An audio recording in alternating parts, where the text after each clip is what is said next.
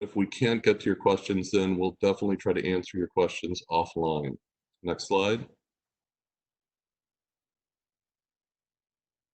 I'm John Garofalo. I'm the Senior Advisor for Information Access Programs at NIST. I'm also the lead analytics for the analytics portfolio in PSCR. That's the Public Safety Communications Research Program at NIST, which is focused on helping to create test and measurement capabilities and help foster new technologies in the area of public safety communications.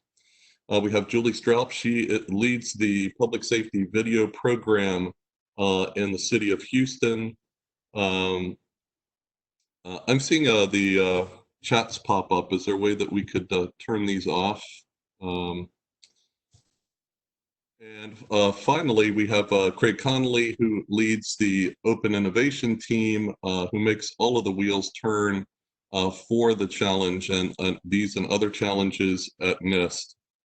Together, we create the primary team for ASAPS. Next slide.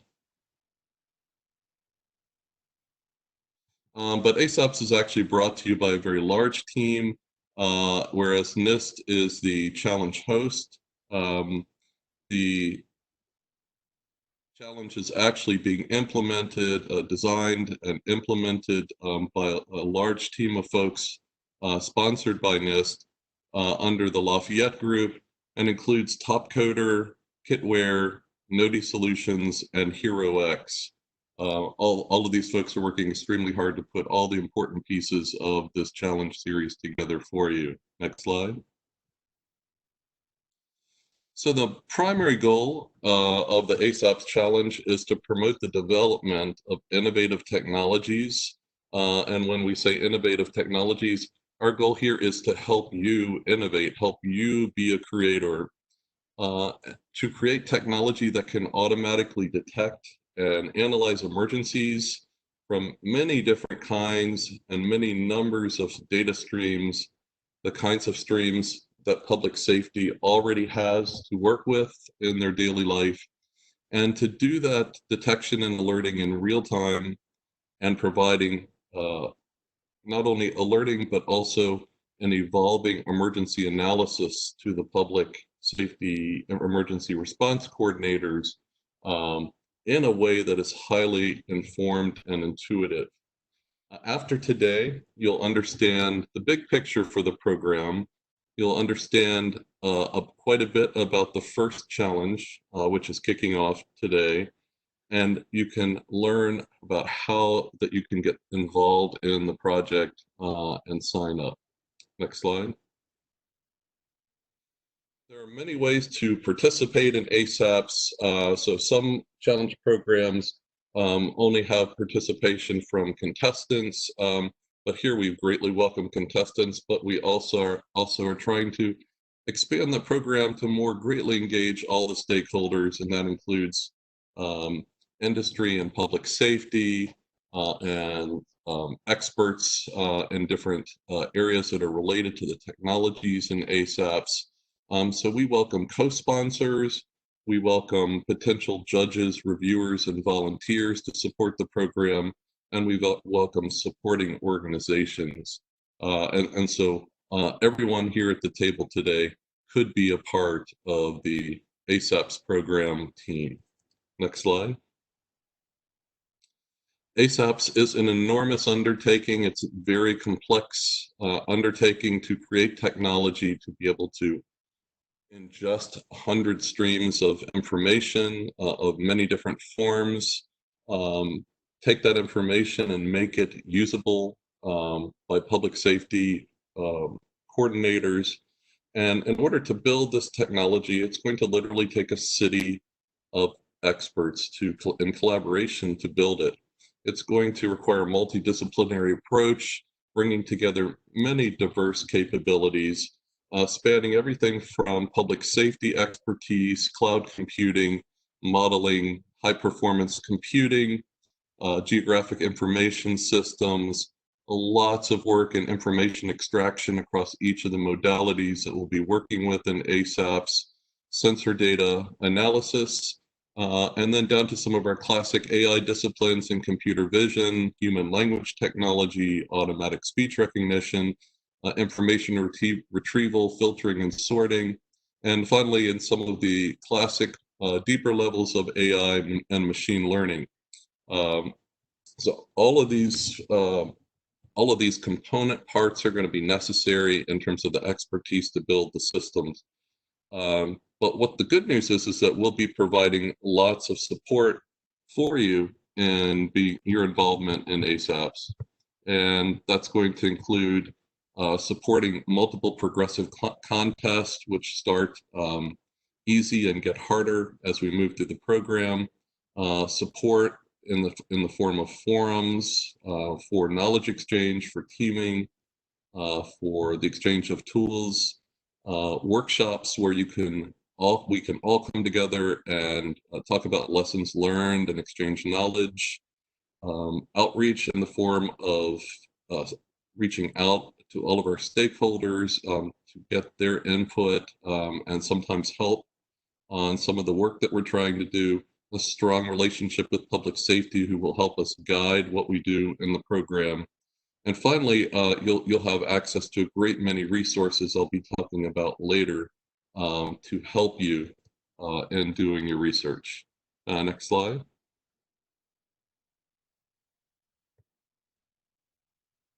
With all that said, our most important stakeholders are first responders, but especially the public that they serve. The end goal of this program is to save lives, property, and infrastructure, and doing it under emergency situations where literally every second counts. That is the slogan of this project, and it's what I tell myself every day when I start to work on ASAPS, that we are going to change the world and save lives, property, and infrastructure, and use the precious moments that we have into being able to detect an emergency happening and creating a response to that emergency to mitigate it. We're building the technology for the future to help first responders in understanding what's happening in terms of emergencies by helping them to be more fully data informed in their response and understanding of those emergencies. Next slide. So we're going to pause the webinar for a moment, and we'd like to stop and ask about who you are. As you see, we have a large potential number of stakeholders in the project, and we would like to know who we're talking today. So if you could check any one or more of the boxes that you'll see will pop up on the right hand of your screen that pertain to you, we'll be able to get a peek at what our community is today.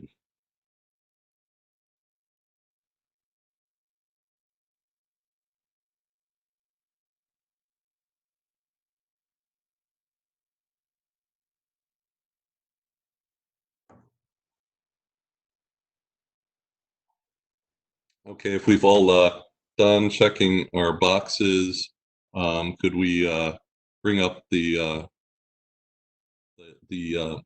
result of the poll?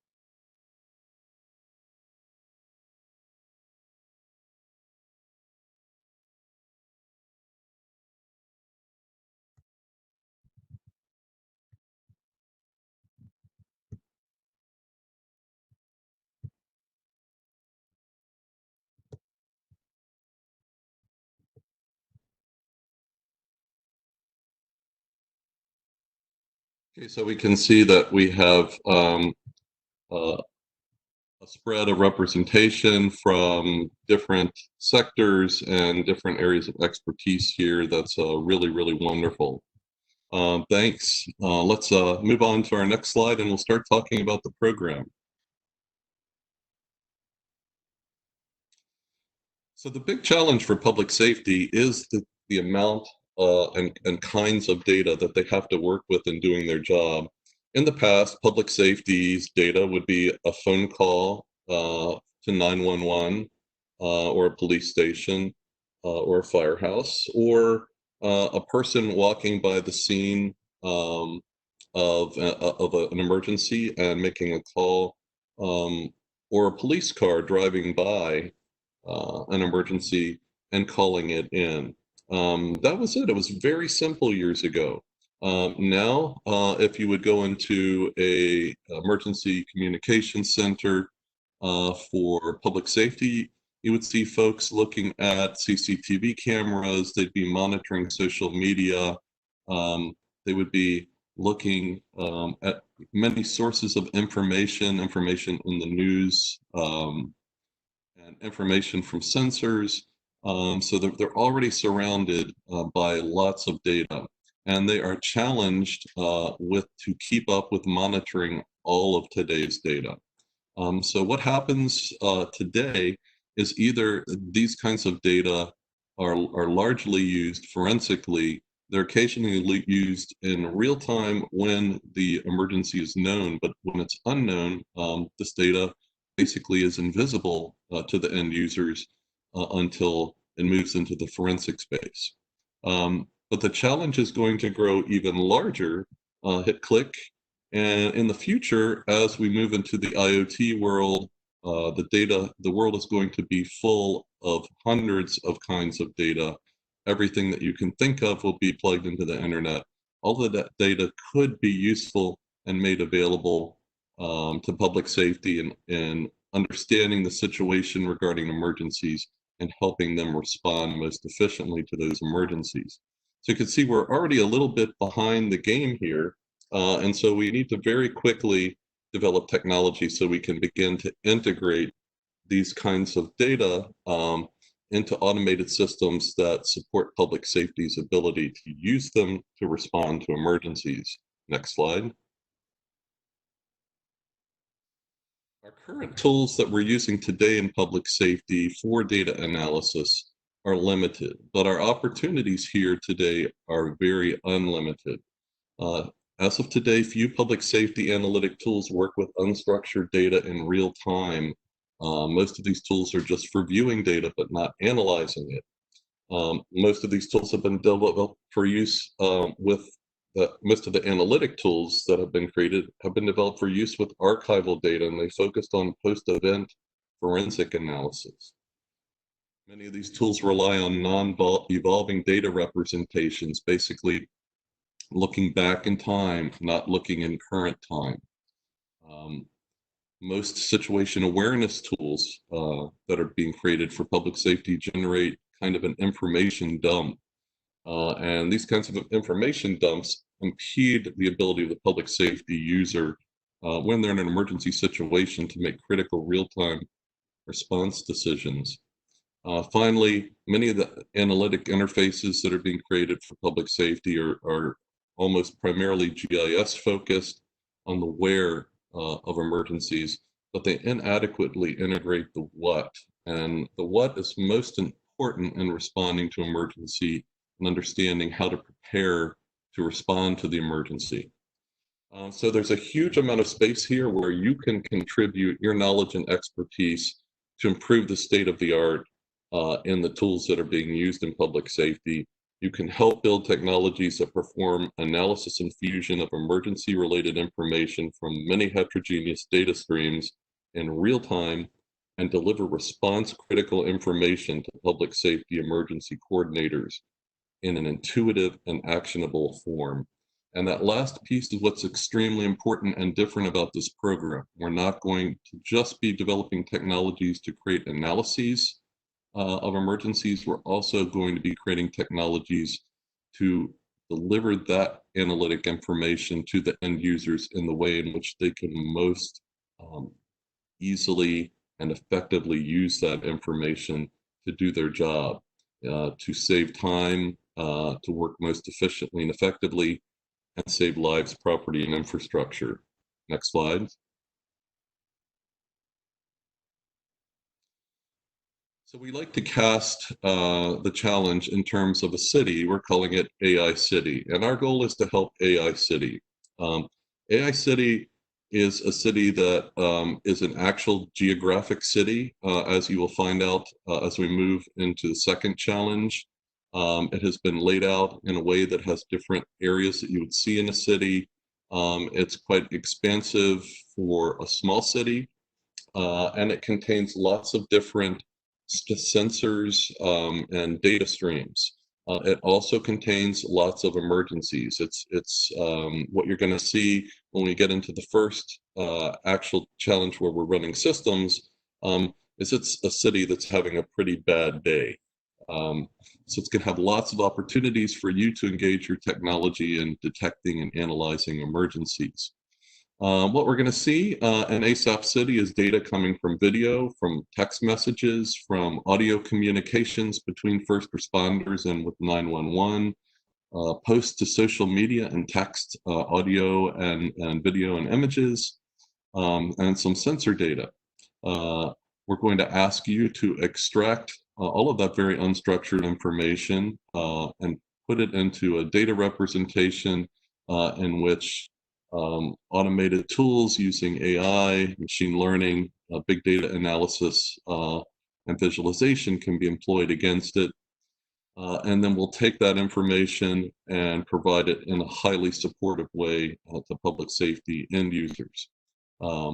Now, for the first set of challenges, for the first 2 of the 4 challenges, we're going to just be focusing on that extraction and fusion part of the challenge.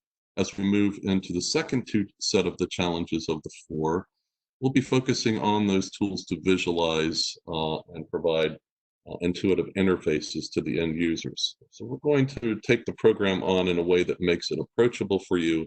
It also supports your ability to build and share tools across teams, to build, bring in new kinds of expertise as we move forward in the program, and it gives you time to learn. So we've designed all of this into this program because we know this is an extremely challenging technology area to build. Next slide. As I said, we're designing it to be a progressive contest. The challenge is going to feature a series of 4 contests to foster the innovation and collaboration necessary to create the kinds of transformational technology that we've been describing. The first 2 contests are going to focus on taking that massive unstructured data, extracting the analytic information related to emergencies from each stream, and then taking that information and fusing it across all of the streams and placing it into a dynamic data representation that can be pulled at any moment in time. So it must be an evolving representation. And we will be asking you to generate a different set of real-time reports from that information over the life of the 8-hour day in our test that we'll be running on ASAP City. As we move into contests 3 and 4, we're going to be taking what we've done in contests 1 and 2 and now adding this additional area of information delivery and interfaces to create more of an end user type end-to-end product, transformational product for situation awareness for public safety. Each of the 2 contests is going to be preceded by an ideation contest. We can go to the next slide, I'll explain that. So the first contest, which is starting today, is focused on developing your approach for a concept for how you would build a system for live automated emergency event analysis. This is for that first piece of the technological challenge, which is how do we capture the analytic information from each of the streams, how do we fuse it, how do we place it in a evolving data representation, and how do we pull that representation and generate reports. We will be awarding prizes for the most innovative concepts in each of these challenges to help inspire you to keep moving forward because it gets harder as we go forward. In the second contest, which will begin in the fall and in next spring, we'll be asking you to take the idea that you developed in the first concept and implement it, turn it into an algorithm that we can now plug into our framework that we'll be providing for you, and we will actually look at how well your system generates reports for the data that's being streamed through it from all those many streams. In the third contest, we're going to shift back into ideation. developing your approach concept to building a live automated emergency event analysis system with intuitive information delivery and interaction. So basically now we're talking about the end-to-end system that not only generates reports, but it also provides information and visualizations and decision-making interfaces. In the fourth and final contest that's going to occur in late in 2021 and end in 2022, we'll be actually implementing those systems with the goal of finalizing the program, having some very compelling technology and systems that provide automated real-time visualization and decision support for emergency analysis.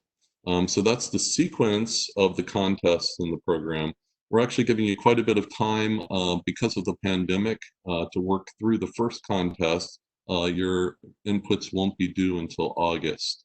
We think that will allow everybody lots of time to innovate, to team, and to come up with great ideas about how they would approach the unique challenges of ASAPS. Next slide. We're going to provide resources to help you with the steep hill climb that you're going to have to do, especially as we move into the implementation phases of the project. We're going to create ourselves a large-scale R&D framework and test harness for you to build your systems to. When we get to evaluating those systems, you'll simply submit your algorithm to the system, and it will run it for you. We'll be providing the APIs for you to interface to that system. Also be providing a forum for you to share tools and analytic components with each other. We may also be providing some open source tools out in this repository. Our goal is to help everybody basically build on the backs of what's already been done so we can move quickly and effectively in building technology that is the best. We're going to be providing you with an unprecedented data set. No data set like this has yet been created in the world. It's going to be 3 data sets, each containing 8 hours of continuous streaming data from across each of nearly 100 data streams of the different types I've talked about. The first data set will be handing over to you. We'll provide it to you for you to train your systems, for you to conduct your own developmental experiments, to tune your systems. The second 2 data sets will be used to test your systems in those 2 developmental prize challenges. We'll be providing a participant forum, as I talked about, to support your knowledge exchange and teaming, to help answer your questions, help work with you in solving things that need to be solved, and also for you to interact with us in tuning the R&D framework and test harness to ensure that it works best for you. Finally, we'll be conducting frequent webinars, opportunities to interact as a community, and we're going to conclude each contest with a workshop, a technical workshop, which will bring all of us together to talk about what we've accomplished and learned, what we can do moving forward, how we can approach the next phase of the challenge together. And I think that the workshops will provide a great opportunity for us to become a community as we move through this program. The next slide. Our long-term vision for ASAPS is that we build this incredible technology to support public safety and saving lives, property, and infrastructure. But we also envision lots of R&D impacts being created, very important impacts for our R&D and academic community. We'll be creating agile multimodal analytics and fusion models for streaming data from all of these different sources of data, not only extractors for these sources, but also fusion models for combinations of these sources. We'll be creating reusable R&D and test and evaluation frameworks that will change the way in which research is performed in the future. We'll be developing open source analytics tools to support, to provide more of the Lego of ASAPS for creating these kinds of systems more agilely and taking the best of breed and bringing them together. We'll be developing scalable, deployable emergency event analysis tools, and especially the methodologies for creating those tools. We'll be creating critical mass in a brand new area of R&D, working in public safety analytics, for real-time analytics. And moreover, we'll be creating a brand new community of interest across all of the stakeholder types that will help to support sustained research and development in this kind of multidisciplinary collaboration in public safety emergency response analytics. It's going to far outlast the ASAPS program when it ends in 2022. We think that this is only the beginning, but we think it's an extremely exciting beginning, and we think that you're all going to go on to do great things in this area. Next slide. So, concluding the beginning of the webinar, just imagine that you're part of the team who creates tomorrow's technologies to save lives. Imagine that you're creating analytics to help first responders make more effective use of their data where every second counts. Imagine saving the life of a child falling into a harbor, or being able to detect a medical emergency as it happens, or being able to detect a fire breaking out in a building as it happens. And most importantly, being able to mitigate those emergencies extremely quickly to save those lives and property. I think that's the most important message here. That's what we're all focused on, is that end goal of helping to make life better for the public. Okay, next slide. So I'm now going to introduce our next speaker, which is Julie Straub. Julie's our keynote speaker for the day. Julie actually works in the public safety area. She leads the video program for the Houston Mayor's Office of Public Safety and Homeland Security. She's responsible for all of the cameras in the city of Houston that are used for public safety. And she's been building these kinds of systems for years. She understands all of the technology that's being used right now in public safety.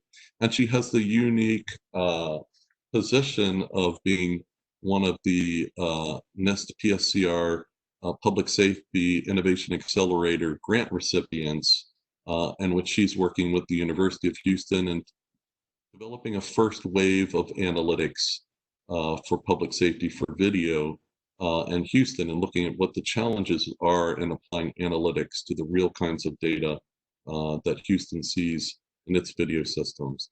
So welcome, Julie. Hello, John. And so, I'm not sure if you can hear me. Hopefully you can hear me. I can't hear you. I'm going to just start asking you some questions. And hopefully somebody can tell me when Julie has finished answering the question.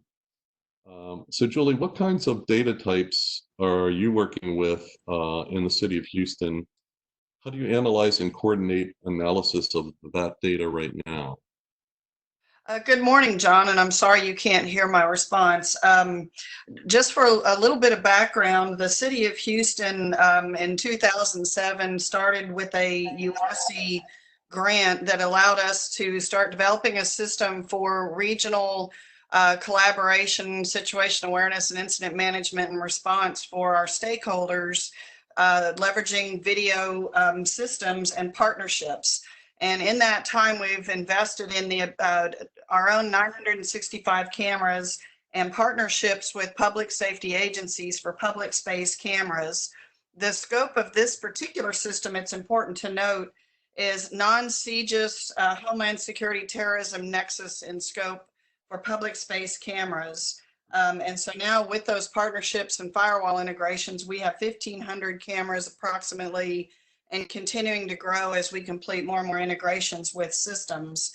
Important to note, because of that CJIS, that staying away from CJIS, our system is looking to be aware of detection of something, but not move into law enforcement scope of identifying persons and moving forward with investigations. So an example would be LPR and gunshot detection. We might be aware that has taken place, something's been detected in a certain area, but not go beyond that. We record video for 15 days from permanent mobile and temporary cameras with EOC related information. We focus a lot right now today on special events, both planned and unplanned, weather events, and obviously, as we are today with COVID, Homeland Security responses. Our leadership decides when to stand up EOCs, and then of course at the patrol level, real-time crime, fusion center, and criminal intelligence, those activities continue in those divisions. We have flood sensors from state, county, and local systems that are integrated there, and we're continuing to move forward with leveraging that in operations. And we have map data from online sources like WebEOC, weather information, DHS intelligence, emergency notification system data, CAD departmental and agency or emergency management, and so forth. Today, we are integration of our data and sensors is manual, and the NIST-funded PSIAP research that John mentioned is allowing us to work with them to develop video analytics with integration and workflow. Wonderful, thanks, Julie. I can hear you now, which is great. Oh, terrific. So my next question, which follows up on that one, is you've got all of this data flowing through your operations. What kinds of systems are you using in your public safety data ecosystem to manage all of this data and to use it? Well, if you use this graphic on the screen as sort of a very high level cartoon, if you will, imagine a fully blown digital IT data center. We have, instead of lots of workstations and a few servers, the model's reversed, where we have IP-based cameras, primarily PTZ, with encoding. We have backhaul and networking, which is actually 80% wireless, millimeter wave type backhaul, not very little to no cellular except for portables. We have a data center that has a Cisco network feeding it. We have a Dell compellent storage, so digital, say you pick your brand. We don't do any storage at the edge. And we use best of breed video management system with a CSIM, or otherwise converged situation information management software that provides automation and workflow and rules and permissions based capabilities and the ability to integrate various sensors and rules. And then we use a very robust SolarWinds monitoring program to allow us to look for problems in the system and stay on top of that all the way out to the edge. And then the workstations, obviously, and VPN connectivity.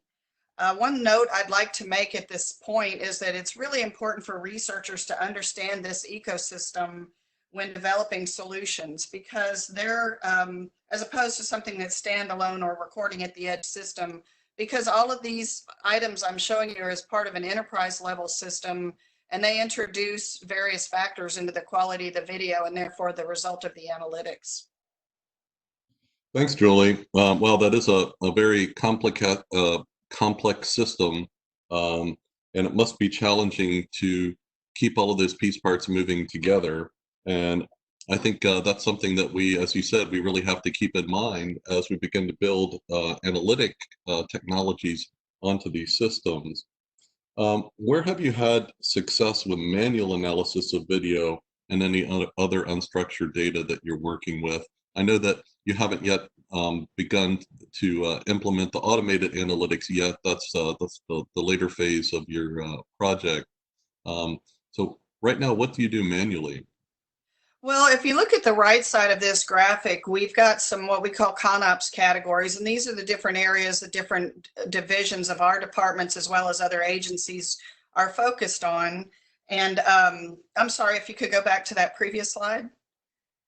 And then you see all these different data types. These are all available to the various agencies and departments that are using them. There's map data, there's internet-based weather data, Homeland Security intelligence, RSS feeds, flood sensors, intelligent traffic systems, and of course CAD 911 type systems. And those are all available in the same room, as well as telephones and internet connectivity and so forth. So we've had a lot of success during special events and with fusion centers, real-time crime centers, and collaboration between the agencies and the traditional models And for us, a lot of that has been proven around special event management or heightened threat management responses that supports the intelligence eyes in the sky, if you will, at marathons and Super Bowls and parades and other scenarios that impact DHS use cases.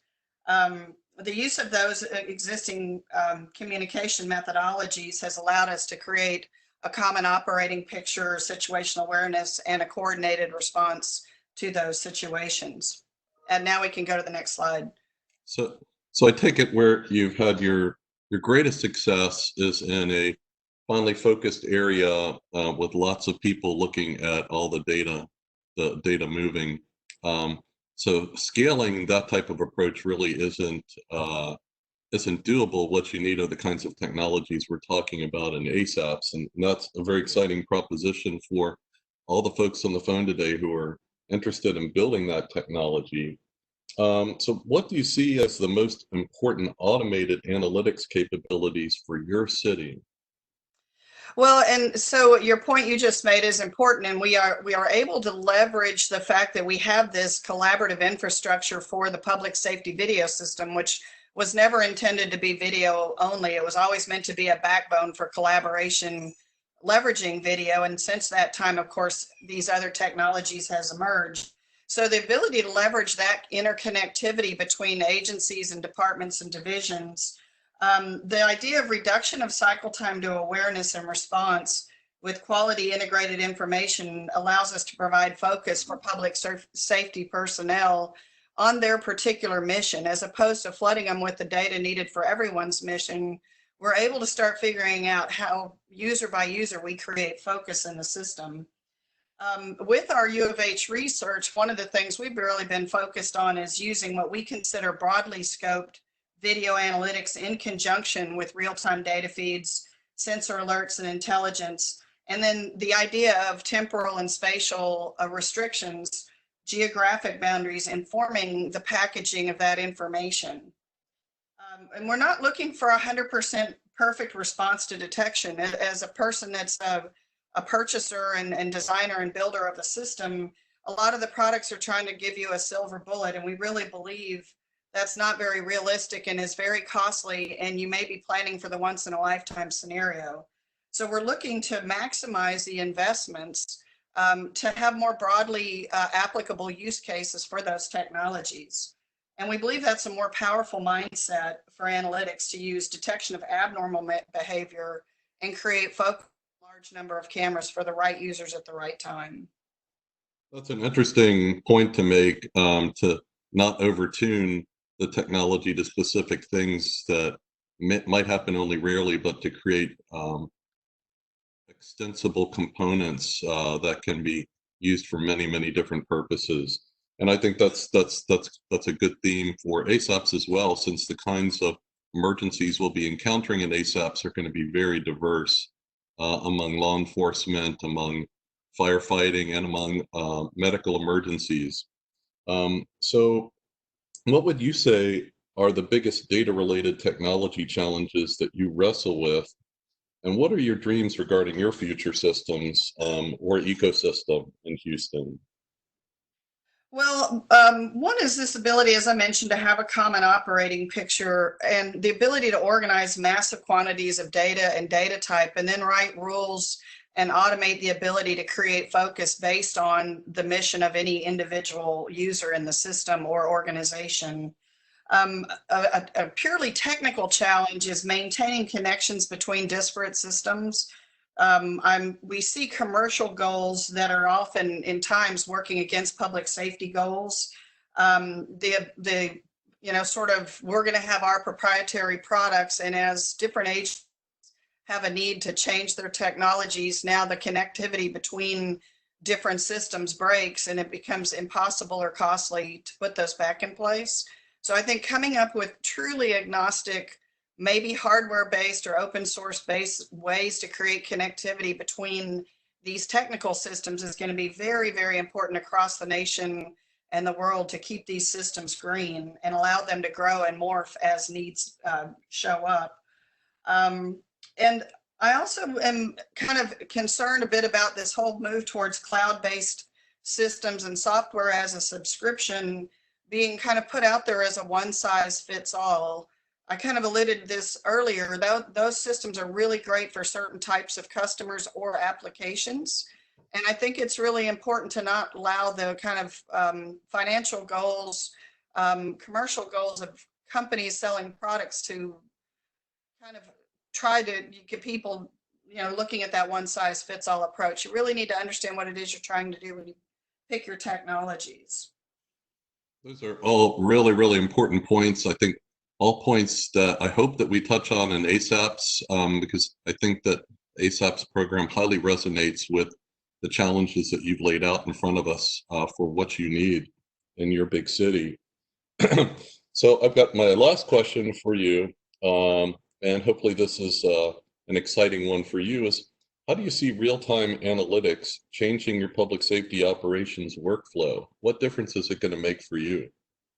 Well, I really believe it's going to help us reduce cycle time to awareness and response. I think it will help our users get focus. If we've got 1,500 cameras to look at and it pops up 20 of those because of an intersection of data and strategy and detection, that's really going to help them. They're overwhelmed with a lot of information, and helping them understand we're not trying to get to 100% accuracy. We still value the knowledge you bring to the table. We're just trying to help you with these tools. And really briefly, I'll touch on kind of some examples for us. Is a real simple one is detection of a problem with the camera in the system, whether it be technical or potential tampering, unusual motion being detected in large gatherings.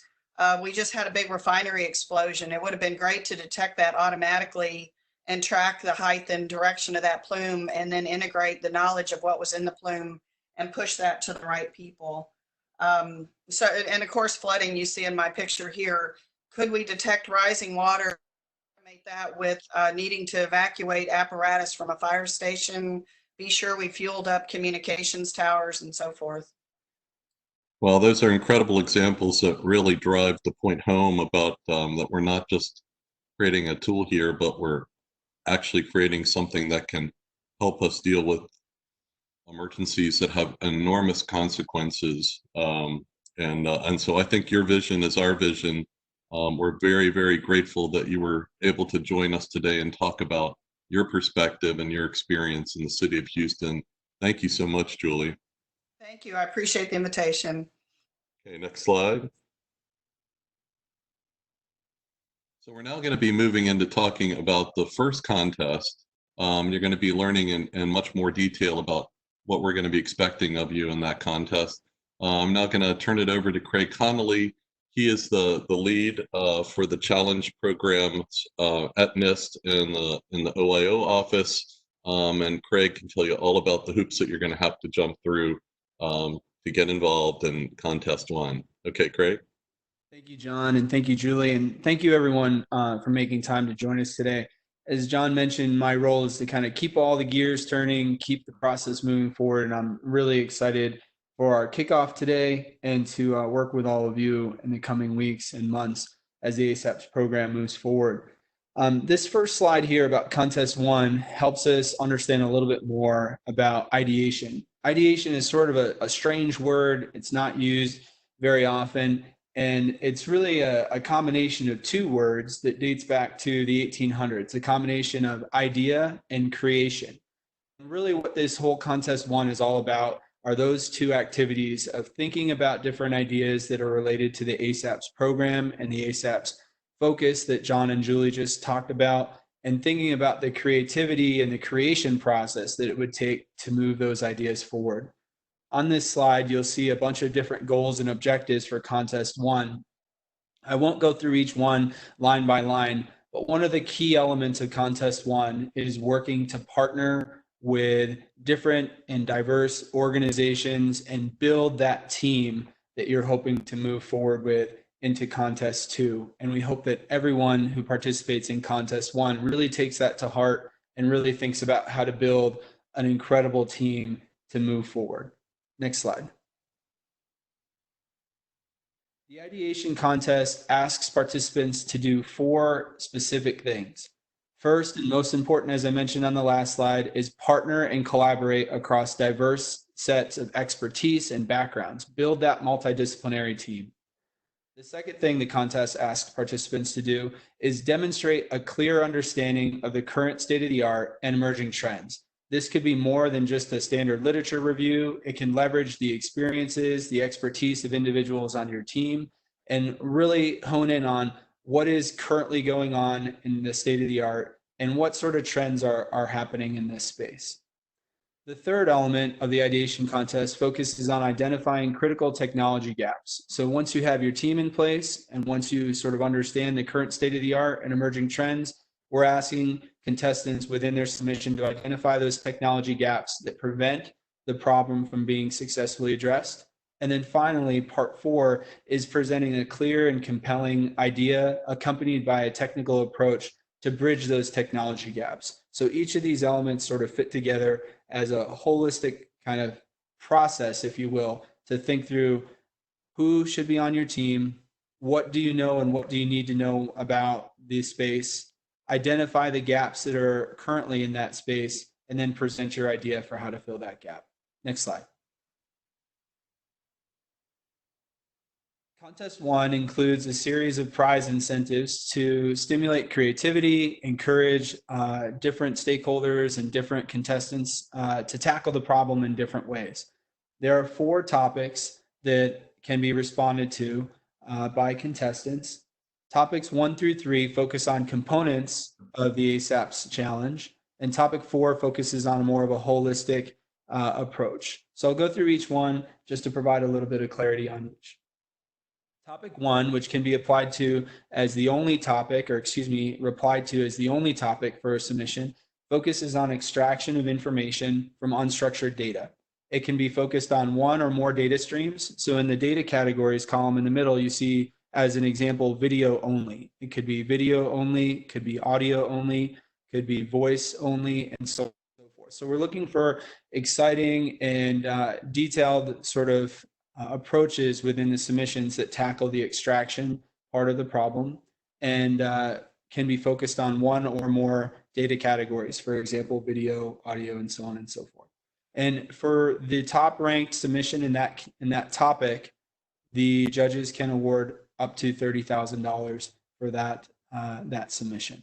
Topic 2 similarly focuses on a core segment of the holistic ASAPS sort of challenge, and focuses on the fusion of data across different modalities, or excuse me, different data categories. So in this example, the response has addressed video, text messaging, and audio. And after the extraction is complete, focuses on how to fuse that metadata from extraction together in a logical and innovative way.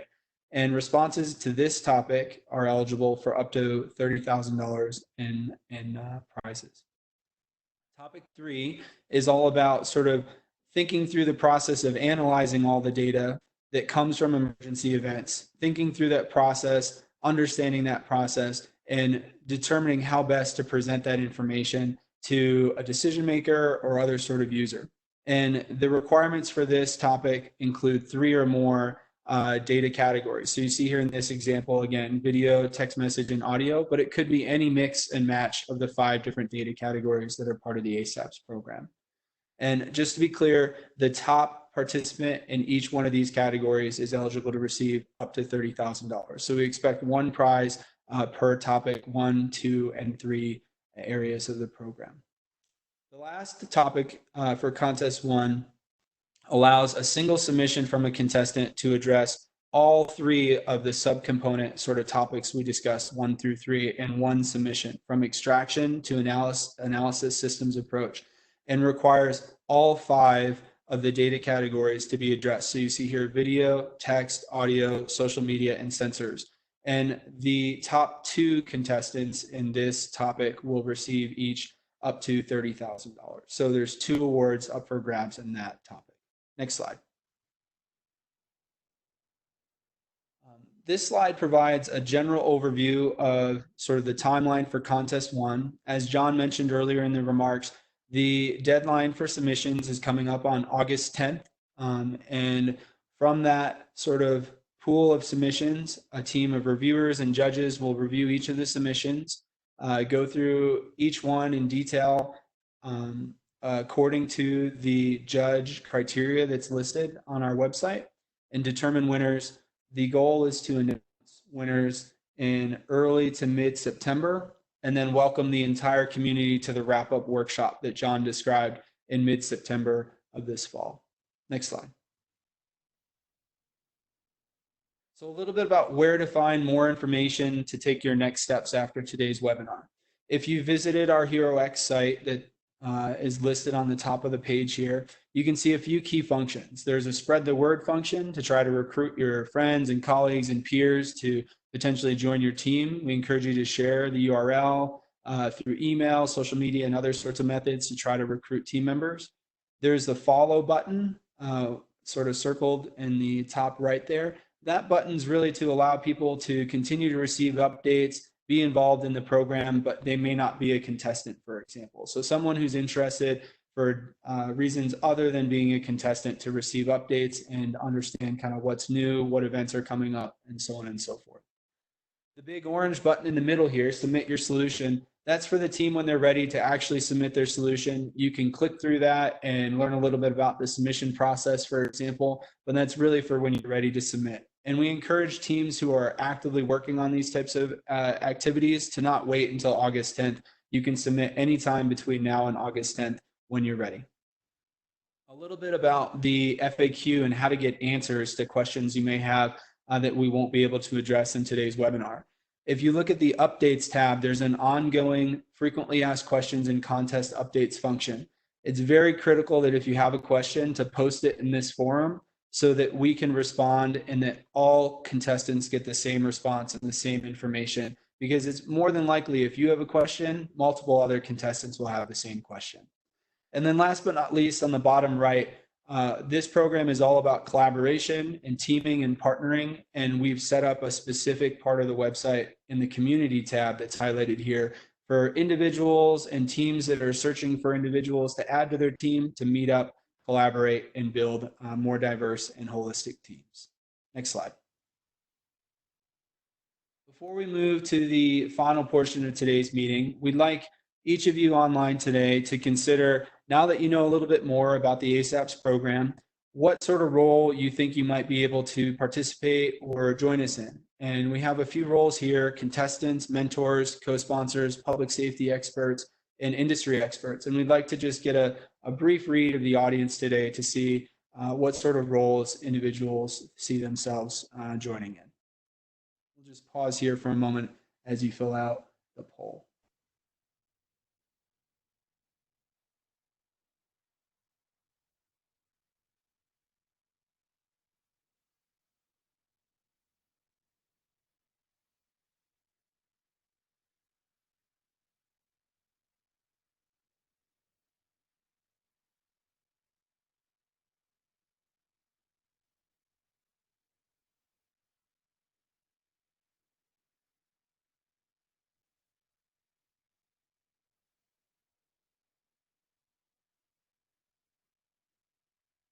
Excellent. Yancy, I think that's probably enough time for response. If you'd like to move the response to the view, that would be great.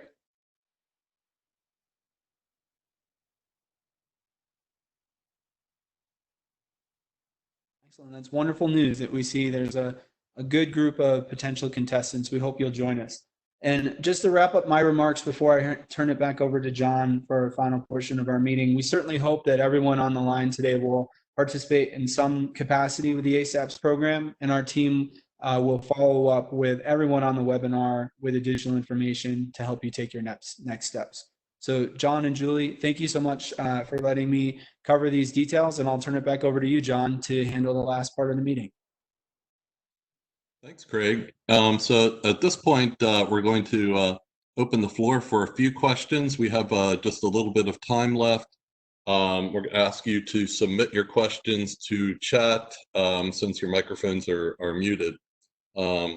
So let's see, do we have a question coming up here?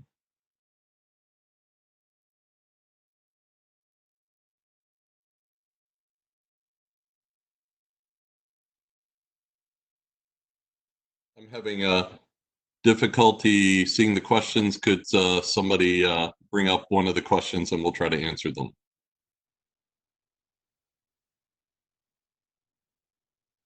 John, I'd be happy to jump in and read off the first question for you and Julie. The first question is about data fusion. And the question here is asking, is the data fusion limited only to public data sources, or are you looking to fuse private data sources such as floor plans, private video, and building sensors? If you wish to include private data sources, what is the standard sort of legal process or privacy process related to that? So that question is easy to answer. All of the data for this challenge will be from an artificial city. That city will be made up of some real spaces and also some hybrid synthesized spaces. So the question actually isn't relevant because none of that information would be available. And so private information isn't really relevant since we're talking about an artificial city. Excellent. Thanks for that, John. The next question is about the process for releasing data sets. The question is asking, can you be more clear about when data sets will be released, being now or phase 2 or starting in what time frame?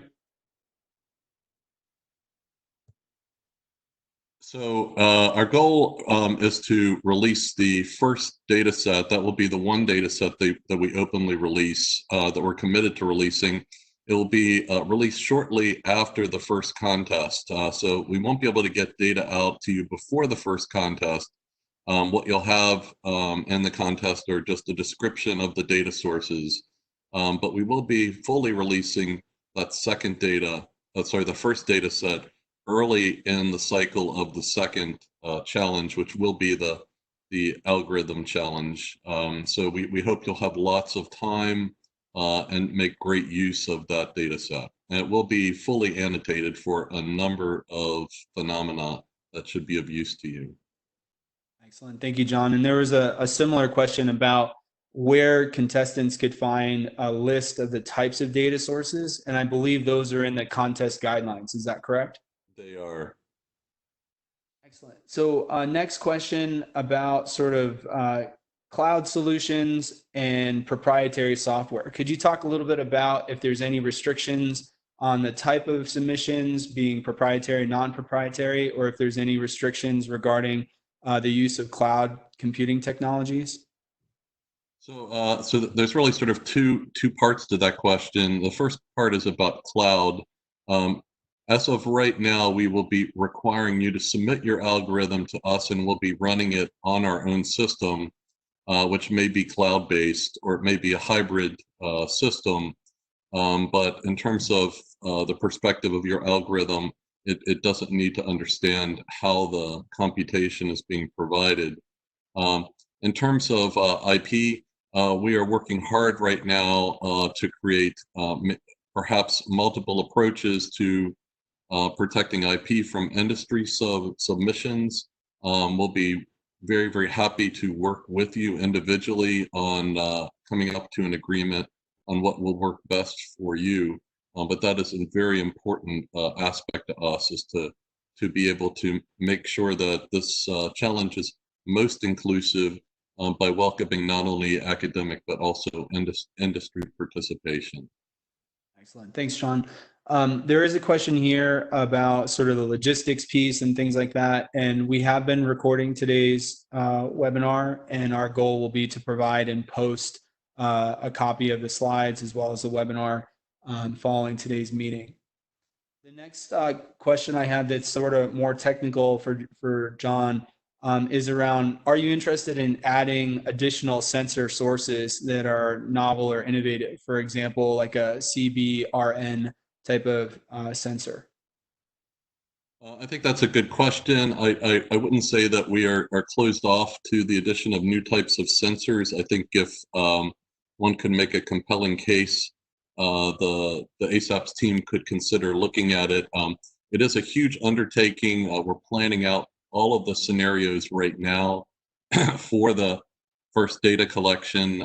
There's actually a lot of planning time involved in making sure that we effectively propagate the 8 hours of data with all the kinds of information that need to be in it. So we can't easily slip in new kinds of data. But if you contact us right now and you make a compelling case for a sensor data type, we'll definitely consider it within the team.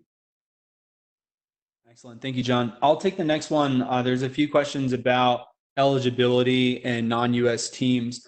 The detailed sort of eligibility requirements in the rules document outline a host of eligibility details around, if you're a federal employee, can you participate as part of your job? If you're a NIST employee, and so on and so forth. So we strongly encourage each of the teams with questions about the eligibility to review the rules section around eligibility, and we will be posting an FAQ. The short answer for the involvement of non-US based teams is that they must have a US based partner, and we encourage teams to collaborate and build multi-organizational teams, which are allowable under the rules. But if it is a non-US based team applying only as a non-US based team, the rules will prohibit that organization from being recognized within the program. So we encourage you, like I said, review each of the elements around eligibility to ensure you're building your team in the best way possible. The next question, John, that we have around kind of technical areas is a question about where the algorithms will be run. Will they be run on a NIST-owned system, or will they be run on an outside resource? So, again, as I was talking about, our concern for making the contest maximally inclusive, we're not prepared to commit to this yet, but we may actually set up duplicate systems, one on a NIST system that's highly protected, and another on a system provided by the challenge contractor. As I said, we'll individually talk with each of you who are concerned about protecting your IP in terms of what can be done so that you are able to participate. Your participation is very important to us. So we'll be working through these issues together, but we want to say that we really, really appreciate your participation. Excellent. John, the next question is around the funding levels and awards past contest one that I'll take. We understand that the ideation contest prize purse total of about $150,000 represents sort of the starting point for the ASAPS program. NIST does have approval for a much larger series of prizes for contest 2 and contest 4 specifically that are more in line with the level of effort that we anticipate contestants needing to expend to claim one of the prizes. So we understand that sort of the initial prize purses seem a little disjointed or out of touch with the scope of what we are asking contestants to do. And I can't quote an exact number because of the sort of process internally to announcing prize purses and so on and so forth. But I can say that they are significantly higher, something into the tune of maybe 10 times what we are looking at for the ideation contest. So with enough wiggle room to allow us to go through the NIST approval process, we will continue to engage the community and provide updates during pre-launch and other sorts of things as soon as we can get the confirmations and approvals for the larger prizes to come in contest 2 and contest 4. The next question that we have here is around, do you have to win a challenge or a contest to move on to the next one? This is a great question from Edward that sort of relays back to like a fish ladder or a step ladder sort of approach for contests. The great thing about the ASAPS program is that there are no like play-in rounds. There is no down select that happens after contest 1 where you'll be prohibited from participating in contest 2. So we encourage all the participants to actively engage in each of the contests. And there will be no down selects between rounds that prohibit you from moving forward. The next question we have here is, do we need to participate in contest 1? I believe I got that one. Next question that's different is about what's the best way to interact in discussing technology stacks, IP, and data sets? Is it still on the forum or is there an email contact? And I would recommend for general sort of broad discussions around IP, data sets, and things like that, we'd love to have those questions in the forum so that all participants can see those sorts of information. If you do have a very specific question around kind of specific terms or so on and so forth that isn't appropriate, I believe it's okay to post to the forum to say, I'd like a follow-up, and our team will reach out to you and handle that on a case-by-case basis. Excellent. I think that's the list of questions that we've tackled, John. Is there anything else that you'd like to mention in response to the questions that we've received? Any other sort of holistic or thematic responses from the questions we've received? Yeah, so I think I would like to conclude with we all see that we're all in this exciting program together. We're here to help each other. We may not have all the answers for you now, but we'll work together with you to formulate those answers. We'll be talking to you about architectures and metrics and all of those other exciting characteristics of the challenges as we move forward into the next phase. Your input is going to be extremely important, and everybody will have a voice. So I know that some of you would like all of these questions answered now, but we want to take a very thoughtful process as we learn from the first challenge about what's important to you in terms of your approach, so that we can think about what to construct to maximally evaluate the performance and the characteristics of the technologies you're going to create in the second challenge. So we're leaving it a bit open-ended right now so that we can actually be flexible and agile in designing the second contest in the way that's most useful for all of us and that creates the most effective technology. With all that said, I would like to thank all the folks on the ASAPS team for helping to make today's possible, helping to put the materials together and the webinar together. I'd like to thank Craig and Julie for helping to contribute significantly to this kickoff event. I think it was a fantastic event. I'd especially like to thank all of you who tuned in today, especially our public safety stakeholders, our industry stakeholders, our academics, and very importantly, our future participants, and joining in today and being on the ground floor for the liftoff for the ASAPS program. We look forward to talking to you a lot more. And if you have any further questions, please do jump over to the ASAPS website and submit them there, and we'll try to get answers out to everybody. Thank you again so much for today. Have a wonderful day. Thanks.